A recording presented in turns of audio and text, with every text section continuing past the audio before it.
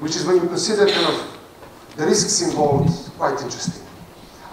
So the researchers had a couple of conclusions about that. They said, well, you know, people often skip over obvious stuff when you're under time pressure, and there's a huge danger that obvious things might be obvious to different people in different ways because of their background, because of their experience, because of kind of their knowledge of the topic.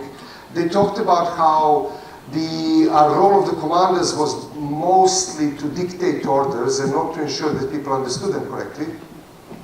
And how the commanders at the end of the session typically ask, do you have any questions, which is probably the stupidest thing to do when people listening to you don't have the context to ask good questions, and things like that. And one of the really interesting things they suggested is, rather than commanders being responsible for dictating the orders, they should be responsible for making sure that people in the teams understood the orders the same way. Their responsibility is to ensure a shared understanding. And translating this to software, that would mean that kind of business people, business analysts, product owners are not just responsible for kind of dictating what they want. They're responsible for making sure that developers and testers understood that thing in the same way. They're responsible for kind of making sure that there are no obvious things obvious to different people in different ways. And one of the more interesting techniques they suggested for that is running feedback exercises. So feedback exercises are basically after the commanders have given orders for a while, then they shut up and somebody comes up with a really nasty boundary condition. Everybody writes, quietly on their own, writes down on a piece of paper what they think should happen, and they kind of turn it over at the same time. And if the answers match, that means, they pretty much have a shared understanding. If the answers are different, there's a question. Why are the answers different? Why did people understand it one way or the other way? And this was a very quick way to actually measure shared understanding. So I started doing this in software projects. We started kind of waiting until business users shut up, and then saying, okay, here's a boundary condition that might seem obvious to different people in different ways. Let's all try and kind of write down what we feel is the answer and try and see if we understand each other. People on the project came in and said, oh, the next thing I'd like you to do is allow account managers to manage organizational managers to manage sub-accounts. And we have to do this really quickly, so kind of don't worry about estimation, prioritization, just kind of, do it. And I said, okay, let's talk about it. I said, it's trivial, let's not talk about it, don't worry, just kind of do it.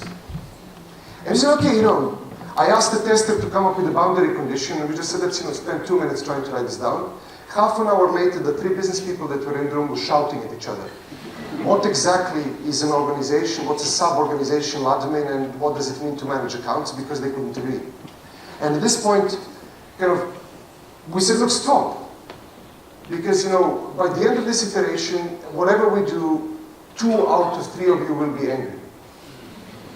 Maybe we, strike it lucky and all 3 of you are angry, but at least 2 of you will be angry. So pretty much there's no point doing this. Now go and find an adult, resolve this somehow, get drunk, fight, come back with, a resolution. And this is where we started taking an insane amount of rework out of the process.